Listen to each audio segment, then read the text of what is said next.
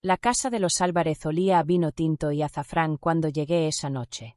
Sevilla tenía esa magia de finales de primavera, cuando el aire todavía es fresco, pero las noches invitan a quedarse hasta tarde, compartiendo conversaciones bajo la luz amarillenta de las farolas. Lucía me había insistido en venir a la cena, como siempre hacía. Mi madre hará su mejor paella, había dicho con esa sonrisa suya, la que no aceptaba un no por respuesta. Y además, quiero que conozcas a Dani. Dani, su hermano. Había oído tanto sobre él que ya sentía que lo conocía. No es gran cosa, bromeaba ella siempre. Demasiado serio, demasiado perfeccionista, demasiado madrileño. Nunca le presté atención a esos comentarios hasta esa noche. Lucía me abrió la puerta con su típica energía desbordante y me abrazó con fuerza. Llevaba un vestido corto de lino blanco y sandalias de cuero marrón, el cabello suelto, dorado por el sol sevillano. Parecía una musa mediterránea. «Pasa, Sophie. Mi padre ya ha abierto el vino». Crucé la puerta y sentí de inmediato la calidez de aquel hogar. La voz de su madre desde la cocina, la risa fuerte de su padre, el murmullo de música flamenca en el fondo. Todo era exactamente como siempre. Excepto él. Daniel estaba junto a la ventana, apoyado contra la madera oscura del marco, con una copa de vino en la mano. Llevaba una camisa celeste con los primeros botones desabrochados y pantalones oscuros. Era alto, con ese tipo de presencia que se nota antes de que la mente la registre. Nuestros ojos se encontraron, y algo en mí se tensó. «Dani, esta es Sofía», dijo Lucía sin sospechar nada, con la naturalidad de quien presenta a dos desconocidos que, en su mente, nunca tendrían ninguna conexión real. Pero algo pasó. Él tardó un segundo en responder. Luego sonrió apenas y extendió la mano. «Un placer». Su voz era grave, su acento madrileño sonaba elegante, distinto. Y cuando sus dedos rozaron los míos, sentí un escalofrío recorriéndome la espalda. No sé si lo imaginé, pero juraría que él también lo sintió. Durante la cena, traté de no mirarlo demasiado. Pero cada vez que levantaba la vista, él estaba allí. No era obvio. No lo suficiente como para que alguien más se diera cuenta. Pero yo sí lo notaba. Su mirada era pesada, como un roce silencioso sobre mi piel. Cada vez que me reía de algo, sentía su atención fija en mí. Cada vez que hablaba, lo veía escuchar con una intensidad que no tenía sentido. Y lo peor es que yo hacía lo mismo. Lucía hablaba animadamente sobre el verano que íbamos a pasar en la Costa Brava, sobre los planes de viajes, las fiestas. Pero mi mente estaba en otra parte. Y entonces, en un momento en el que nadie prestaba atención, ocurrió. Él tomó la botella de vino para servirse, y yo hice lo mismo con mi copa. Nuestras manos se encontraron en el cuello de la botella. Un roce fugaz. Apenas un instante. Pero el impacto fue inmediato. Levanté la mirada de golpe, y él también. Nos quedamos así, atrapados en un segundo demasiado largo. Fue entonces cuando supe que esto no era normal. Que algo había empezado esa noche. Algo que no debería haber empezado nunca. Después de la cena, salimos todos al patio. Lucía abrió otra botella de vino, su madre sacó postres caseros, su padre encendió la radio. Sevilla era un susurro de luces cálidas y brisa suave. Me senté en una de las sillas de hierro forjado, sintiendo el frescor del material contra mis muslos desnudos bajo el vestido de seda negro que había elegido sin pensar demasiado. Daniel se sentó frente a mí. No hablamos. No nos miramos. Pero lo sentía. Sentía la electricidad cargando el aire entre nosotros. Y, en algún momento de la noche, cuando creí que nadie me veía, me atreví a levantar la vista. Él ya me estaba mirando. No sonreía. No desviaba la mirada. Solo me observaba. Y yo supe, sin que nadie me lo dijera, que esa cena había cambiado algo para siempre. Sabía que tenía que evitarlo. Después de aquella cena, me repetí 1000 veces que no debía pensar en él, que no debía recordar la manera en que me había mirado, el peso de su atención sobre mí, el roce fugaz de sus dedos contra mi piel. Era el hermano de Lucía. Era intocable. Pero el problema era que él no me lo ponía fácil. Los días pasaron, y cada vez que iba a casa de Lucía, él estaba allí.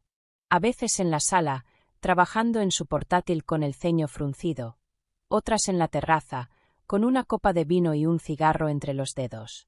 Era como si el destino se empeñara en empujarnos el uno hacia el otro. Intentaba no mirarlo demasiado, intentaba fingir que no sentía su presencia, pero mi cuerpo lo percibía antes que mi mente. Y lo peor era que él lo sabía. Una tarde, Lucía y yo decidimos ver una película en su habitación. Afuera, el sol dorado de Sevilla empezaba a teñir los tejados de tonos anaranjados. «Voy a por algo de beber», dije, levantándome del colchón. Lucía estaba demasiado concentrada en su móvil como para prestar atención. Salí de la habitación y bajé las escaleras descalza, con el vestido de lino beige que se pegaba a mi piel con el calor de la tarde. Y entonces, lo vi. Daniel estaba en la cocina, apoyado contra la encimera de mármol, con una copa de vino en la mano. Llevaba una camisa blanca abierta en el cuello y los puños desabrochados. Parecía relajado. Demasiado relajado. Intenté ignorarlo. Caminé hacia la nevera como si no sintiera su mirada recorriéndome de arriba a abajo, como si mi piel no se erizara solo por estar en la misma habitación que él. ¿Siempre pasas tanto tiempo aquí?, pregunté, tratando de sonar casual. ¿Siempre intentas evitar mirarme cuando estamos solos? Me quedé quieta. Su voz era tranquila, pero sus palabras eran un golpe directo. Me giré lentamente, apoyando las manos en el frío metal de la nevera. «No sé de qué hablas». Él sonrió de lado. Un gesto lento, casi burlón. «Sí que lo sabes». Mi pecho subía y bajaba con más fuerza de lo normal. Sabía que tenía que irme. Sabía que cada segundo a solas con él era un error. Pero mis pies no se movieron. Y entonces él dio un paso adelante. Solo un paso. Suficiente para acortar la distancia entre nosotros, suficiente para que el aire se volviera denso, pesado. «Si sigues mirándome así, Sofía, voy a pensar que esto también te pasa a ti». Mis labios se entreabrieron sin que yo lo quisiera. Él estaba demasiado cerca. Podía ver la sombra de su barba incipiente, la forma en que su pecho subía y bajaba bajo la tela de su camisa. Un latido. 2. Mi respiración se entrecortó. Pero entonces, un ruido en las escaleras. Nos apartamos al instante. Un segundo después, Lucía apareció en la puerta de la cocina. «Ah, aquí estás. Vamos, la película ya empezó». Yo asentí de inmediato, intentando que mi voz sonara normal. «Sí, ya voy». Lucía no notó nada. Pero Daniel sí. Lo vi en su sonrisa satisfecha cuando pasé a su lado para salir de la cocina. Lo vi en la forma en que me observó mientras me alejaba. Después de aquello, todo empeoró. Cada vez que estaba cerca de él, sentía su presencia como un calor invisible sobre mi piel. Cada vez que Lucía hablaba de él con la naturalidad de siempre, yo solo podía pensar en aquel momento en la cocina. Y lo peor era que él disfrutaba viéndome así. Jugaba con los silencios, con los roces accidentales, con los segundos de más en cada mirada. Sabía lo que estaba haciendo. Y yo también. Hasta que llegó la noche en que casi nos descubren. Lucía había organizado una cena en su casa con algunos amigos. Todo era como siempre, risas, copas de vino, conversaciones despreocupadas. Pero en algún momento de la noche, salí a la terraza para tomar aire. Y él me siguió. Lo supe incluso antes de que hablara. No puedes seguir evitándolo. Cerré los ojos. No me giré. No podía mirarlo. Daniel, no digas mi nombre así. Mi corazón se detuvo. Sentí su presencia detrás de mí. No me tocó, pero supe que si me daba la vuelta, todo terminaría. Si sigues aquí un segundo más, va a pasar algo que no debería pasar. Lo dije sin pensarlo. Y él no se movió. Hasta que la puerta de la terraza se abrió de golpe. Lucía. Nos encontró demasiado cerca. Demasiado atrapados en algo que no tenía vuelta atrás. Sus ojos pasaron de mí a él. Su rostro cambió. No dijo nada, pero no hacía falta. El aire se congeló. Y en ese instante, supe que lo peor estaba por venir. Lucía no dijo nada. Pero no hacía falta. Su mirada se clavó en mí, luego en Daniel, y el silencio que siguió fue peor que cualquier grito. No había pruebas, no había confesiones, pero en sus ojos oscuros vi el destello de una verdad que ella aún no entendía del todo, pero que sentía. Me giré de inmediato, rompiendo la conexión entre nosotros. «Hace frío aquí afuera», dije con voz quebrada. «Será mejor que volvamos».